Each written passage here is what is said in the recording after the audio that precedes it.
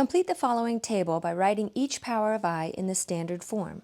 Technically, the standard form of a complex number is going to be some real number plus or minus a real number multiple of I, but the main thing that we want to be aware of here is that the I has to be raised to the positive 1 power.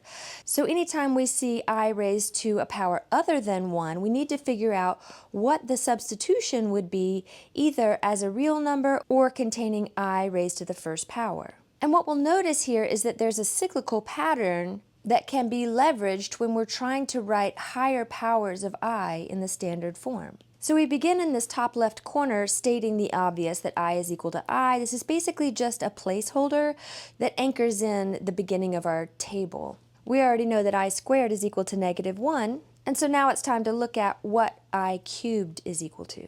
I cubed can be rewritten as I squared times I.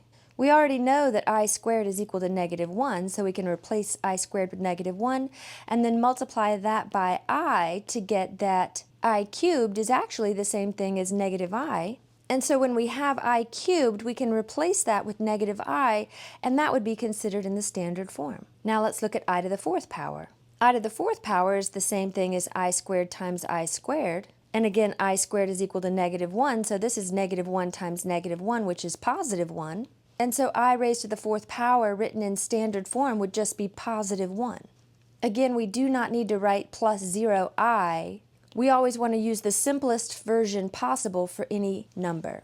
So now let's come up here to I to the 5th power. I to the 5th can be written as I squared times I squared times I. This is 5 i's now, and we can replace these I squareds with -1 times -1, and then we hold on to the I. -1 times -1 is +1, and so this is actually positive I, so we can write I to the 5th power in standard form by just replacing it with I to the 1st power.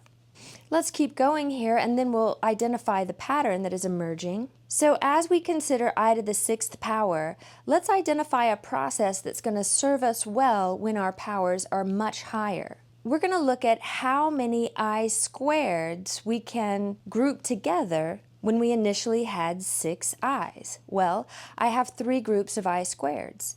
This can also be considered I squared cubed. I squared is -1, and -1 cubed is -1. So I to the 6th is equal to -1. So when writing I to the 6th in standard form, we would replace that with a -1.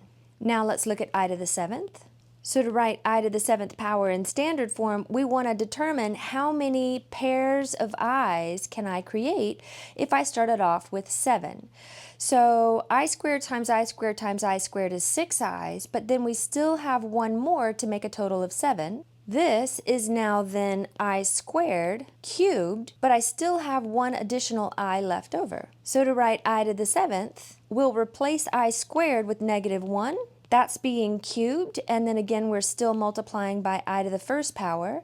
-1 cubed is -1 times I gives me -I here, and that's what we would use up here as the standard form for I to the 7th power. Let's do this one more time for I to the 8th, and then we'll use the pattern that has emerged to fill in the rest of the table. So again, we're trying to determine how many I squareds, or how many pairs of i's, can be created if I originally started with 8. So this is 2, 4, 6, 8 i's, which can also be written as I squared raised to the 4th power. We know that I squared is equal to -1, so this is -1 raised to the 4th power, which is +1. So I raised to the 8th power written in standard form is +1. Now we could keep going using the same process to fill out the table, but instead let's notice that a pattern is emerging. This is a cyclical pattern that starts off with I, then -1, -I, and +1. I, -1, -I, and +1. So we can expect to get I, -1, -I, +1 in these next 2 columns as well.